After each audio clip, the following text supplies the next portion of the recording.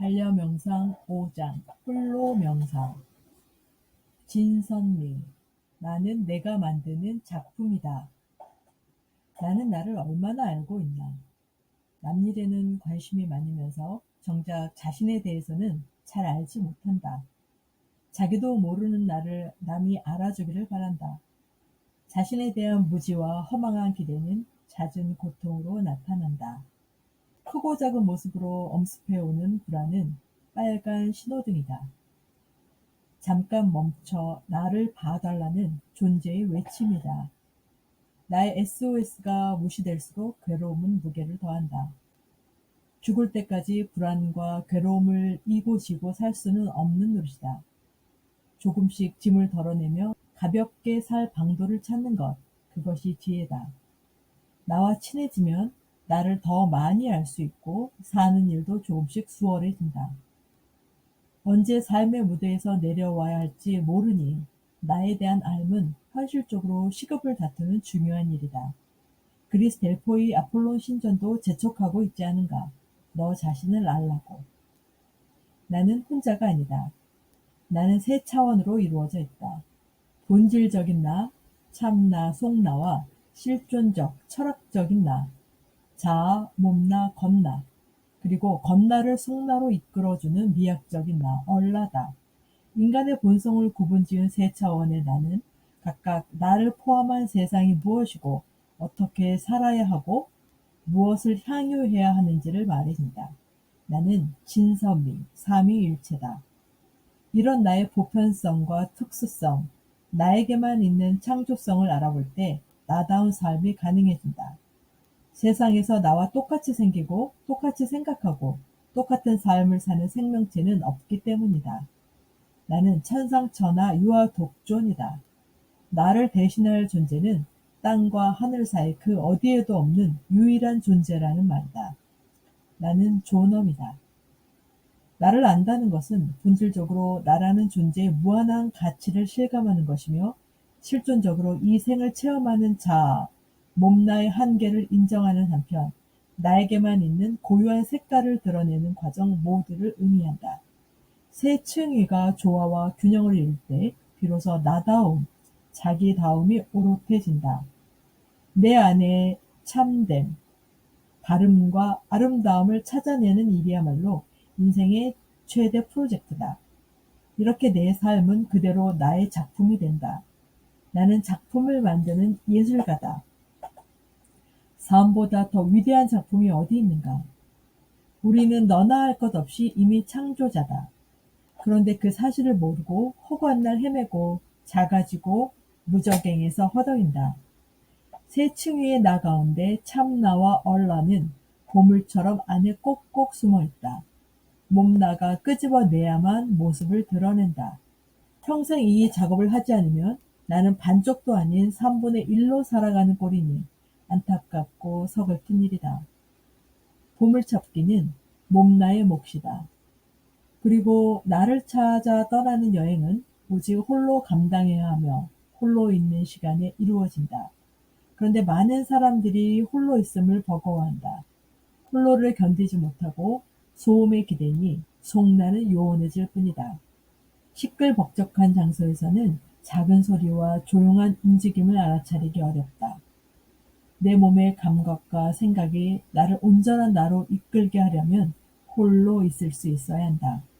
혼자여야 새소리가 나를 위한 노래로 들려오고 혼자여야 구름의 우아한 춤에 박수를 보낼 수 있다. 홀로 있을 때 깊이 보고 오래 만날 수 있다. 파스칼은 인류의 모든 문제는 홀로 방에 조용히 앉아있을 능력이 없기 때문에 일어난다고 했다. 혼자를 견디지 못하고 소음과 잡담으로 감각을 소모하는 것은 동시에 감각을 둔화시키는 것과 같다. 이렇게 혼자의 상태를 나타내는 말이 두 가지 있다. 외로움과 고독. 외로움은 세상에 홀로 떨어진 듯 매우 외롭고 쓸쓸한 상태를 가리킨다.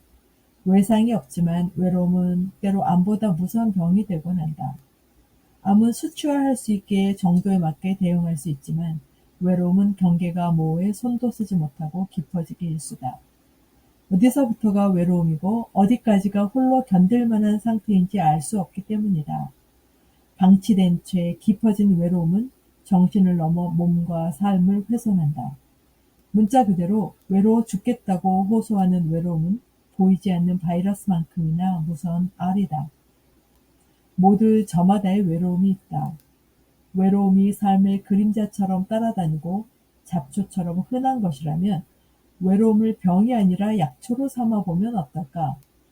외로움을 탄기에 넣어 진한 고독으로 다려내는 것이다. 우리가 앓는 불안의 대부분은 고독의 결핍에 있다. 외로움은 차고 넘치는데 고독은 없다. 둘의 비대칭은 삶의 곳곳에서 불협화음을 낸다. 재미없고 고달프다는 시름으로. 외로움과 고독은 어떻게 다른가? 외로움이 혼자여서 불편한 상태라면 고독은 혼자 있으면서 편안한 상태이다.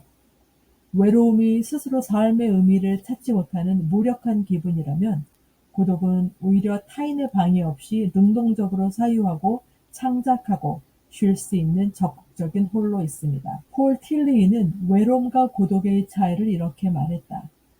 우리 언어는 인간이 혼자인 것의 양면을 현명하게 포착했다. 외로움은 혼자 있는 것의 아픔을 나타내기 위해 생긴 표현이다. 또 그것은 혼자 있는 것의 영광을 표현하기 위해 고독이라는 어휘를 만들었다. 아픔이 될 수도 영광이 될 수도 있는 혼자 있기의 양면성에는 존재의 비밀이 숨어 있다. 혼자인 상태를 스스로 회복하고 창조하는 시간으로 대면할 수 있다면 고독은 견줄 데 없는 해방과 자유로 보답한다. 18세기 말 영국에서는 400년이 넘는 세월 동안 사람들이 혼자 있기를 고찰한 책 한 권이 출간되었다. 요한 게오르그 치어만이 쓴 고독에 관하여라는 책이다. 이보다 200년이나 앞서 혼자 사는 즐거움을 찬양한 사람은 수상록을 집필한 프랑스 철학자 몽테뉴다. 이제 우리는 동반자 없이 혼자 살기로 작정하였으니 우리의 행복은 우리 자신에게 달려 있습니다. 자신을 다른 사람들한테 묶어놓는 속박에서 느슨히 풀어놓으세요. 진정으로 혼자 살 수 있는 힘을 얻도록 합시다. 아주 만족스럽게. 고독에 천착한 요한 치머만의 해법은 명료하다. 최고의 힘은 유연한 고독에 있다. 그것으로 타인의 존재도 타인의 부재도 견딜 수 있다. 홀로 태어나 홀로 떠나는 인간은 존재하는 내내 외롭거나 고독하다. 애써 덜 외롭고 더 고독하기로 하자. 따로 또 가치가 편안해질 무렵 외로움은 진한 에스프레소에 녹아드는 설탕처럼 달콤한 고독을 남기고 흔적도 없이 사라진다. 이제 눈앞에 놓인 향 좋은 커피 맛을 즐기기만 하면 된다.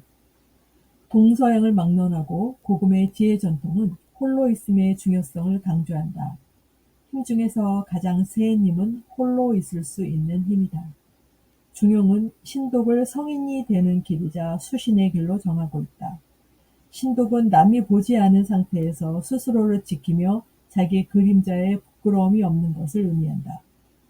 주체를 심화하는 시간이다. 자기 속에 뿌리를 내리는 일은 오롯이 자기 홀로의 몫이다. 홀로 충만할 수 있을 때 둘도 셋도 원만하다. 신독은 나를 위하고 타자를 돕는 자리이타의 지름길이다. 도마복음도 홀로의 중요성을 강조한다. 예수께서 말씀하셨습니다. 홀로이며 택함을 받은 이는 행복합니다. 나라를 찾을 것이기 때문입니다. 여러분은 거기서와 그리로 돌아갈 것이기 때문입니다. 라고. 진리는 홀로 있을 때 우리와 더 가까이 있다. 홀로 있음 속에서 보이지 않는 절대 존재와 대화하는 일이 인디언들에게는 가장 중요한 예배다. 자주 자연 속에 들어가 혼자 지내본 사람이라면 홀로 있음 속에서 나날이 커져가는 기쁨이 있다는 것을 알 것이다. 그것은 삶의 본질과 맞닿는 즐거움이다. 인디언의 지혜다. 홀로 있음은 분열된 내면의 역사를 재구성한다. 생의 어느 한마디도 잘라내거나 부정하지 않고 일관된 의미로 통합하는 삶의 연금술이다. 가히 혁명이라 할 수 있는 존재의 질적 변화는 고요한 숨과 단순한 삶에 깃든다. 홀로 있는 힘이 길러지면 외로움은 모습을 바꾼다. 선한 친구, 누구보다 믿음직한 벗이 된다. 홀로 멈춤의 시간이 많을수록 흔들리지 않는다. 온전해진다. 외로움을 나다운 고독으로 승화하는 방법에는 무엇이 있을까? 집 근처를 산책하고 좋은 책을 읽고 편안한 음악을 듣는 것. 이 모두가 지극히 일상적인 활동이지만 가만히 혼자 수행하면 문제투성이인 이원성의 세계에서 벗어나게 해준다. 현상의 왜곡을 뚫고 본질에 다가가게 해주는 좋은 입구다. 온갖 것들에 통하는 하나의 바탕이 있다면 그것은 침묵이다. 침묵은 시비하지 않는다. 침묵은 무궁무진이다. 말없이 혼자 걸을 때 말을 걸어오는 땅의 소리, 하늘의 소리를 듣게 된다. 내 속에 너무도 많은 나들, 나라는 퍼즐을 맞춰가는 고독은 모두 말없음, 침묵 속에서 이루어지는 기적이다. 흩어진 나는 이윽고 하나가 된다. 고독은 자기를 회복하고 무한히 자유로워지려는 경향이다. 집단에 속하지 않으면서 외로움을 느끼지 않는 고독은 정체성을 반추하는 휴식이자 묵은 삶의 방식에 맞서는 터전이 된다. 고독과 친해질수록 영혼은 새로워지고 생각은 가지런해진다. 내가 가야 할 곳, 닿아야 할 곳, 훨훨 날아야 할 곳은 나다. 그 어디보다 나에게 더 가까이 속히 이르는 길을 우리는 명상이라고 말한다. 명상을 통해 낯선 고요를 연습해 보면 어떨까? 외로움을 명상에 갈아 넣으면 고독이 된다. 고독은 신이 머무는 자리다.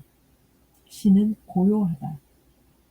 지금은 명상으로 든든한 나를 마중하고 내 안에 사는 신과 하나 될 수 있는 아주 좋은 때다.